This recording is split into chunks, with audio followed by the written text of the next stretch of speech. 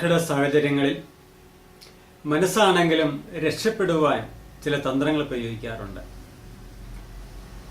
ഇങ്ങനെ മനസ്സ് പ്രയോഗിക്കുന്ന തന്ത്രങ്ങളെയാണ് ഡിഫൻസ് മെക്കാനിസം എന്ന് പറയുക.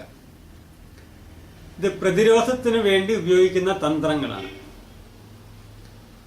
പ്രതിരോധം, മനസ്സ്, ശരീരം എന്നതുപോലെ മനസ്സും പ്രതിരോധ തന്ത്രങ്ങൾ പ്രയോഗിക്കുന്നു. ഇത്തരം പ്രതിരോധ തന്ത്രങ്ങൾ പല സന്ദർഭങ്ങളിലും നാം ഉപയോഗിക്കേണ്ടി വരാറുണ്ട്, ഉപയോഗിക്കുന്നുണ്ട്. ഇത്തരം പ്രതിരോധ തന്ത്രങ്ങളെ കുറിച്ച് ആദ്യമായി പഠനം നടത്തി അവതരിപ്പിച്ചത് ഡോക്ടർ സിഗ്മണ്ട് ഫ്രോയിഡ് ആണ്. മനഃശാസ്ത്രത്തിൽ ഡോക്ടർ സിഗ്മണ്ട് ഫ്രോയിഡിന്റെ സംഭാവനകൾ അദ്വിതീയമാണ്. അദ്ദേഹത്തിന്റെ പഠനങ്ങളിൽ സുപ്രധാനമായ ഒന്നാണ് ഈ ഡിഫൻസ് മെക്കാനിസത്തെ കുറിച്ചുള്ള പഠനങ്ങൾ. മനസ്സ് പ്രയോഗിക്കുന്ന ചില തന്ത്രങ്ങളാണിത്. ഈ മനസ്സ് പ്രയോഗിക്കുന്ന തന്ത്രങ്ങളെ നമുക്ക് മനസ്സിലാക്കണമെങ്കിൽ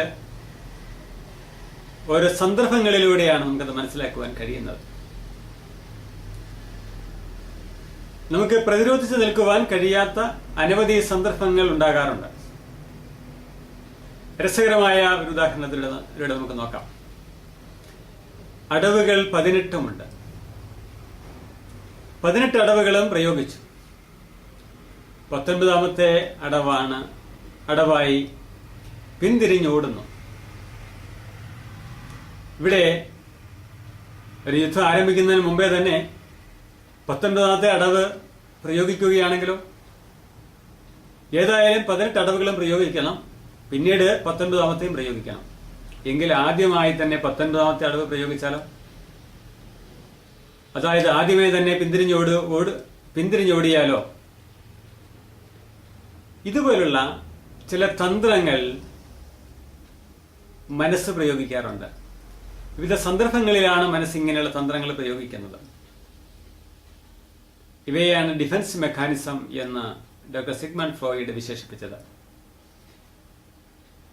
എന്റെ ഈ വാക്കുകൾ കേട്ടുകൊണ്ടിരിക്കുന്ന നിങ്ങൾ ചിന്തിച്ചുകൊള്ളൂ, നിങ്ങളുടെ ജീവിതത്തിൽ ഏതെല്ലാം മാനസിക തന്ത്രങ്ങൾ, ഡിഫൻസ് മെക്കാനിസം നിങ്ങൾ പ്രയോഗിച്ചിട്ടുണ്ടെന്ന് ചിന്തിച്ചു നോക്കുക. ഒരുപക്ഷെ നിങ്ങളെ തന്നെ അത്ഭുതപ്പെടുത്തുന്ന വിധത്തിൽ അതിന്റെ ഉത്തരം നിങ്ങൾക്ക് ലഭിച്ചെന്നിരിക്കാം. മുന്തിരിങ്ങ പുളിക്കുന്നുവെന്ന് പറഞ്ഞ് പിന്തിരിഞ്ഞുപോയ ആ കുറുക്കന്റെ കഥയില് ഡിഫൻസ് മെക്കാനിസം എത്ര ശക്തമാണെന്ന് നാം മനസ്സിലാക്കുക. നാം ഇതുപോലെ എത്രയോ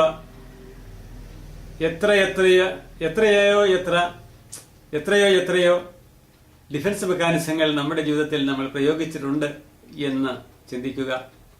വളരെ രസകരമായിരിക്കും അത്. ആ ചിന്ത വളരെ രസകരമായ ചില ഉൾക്കാഴ്ചകൾ നമുക്ക് നൽകുകയും ചെയ്യുന്നതാണ് ഈ ചിന്തകൾ.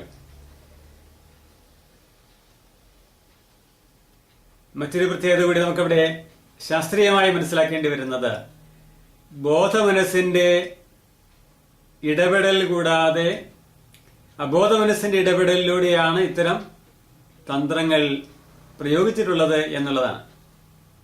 എന്ന് പറഞ്ഞാൽ നാം അറിയുന്നില്ല, നാം അറിയാതെ തന്നെ ഇത് സംഭവിക്കുന്നു.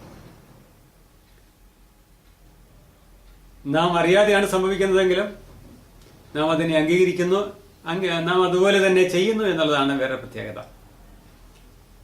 അബോധമനസ്സ് ആക്റ്റീവായി വരികയും ബോധമനസ്സ് ഇനാക്റ്റീവായി വരികയും ചെയ്യുന്നു.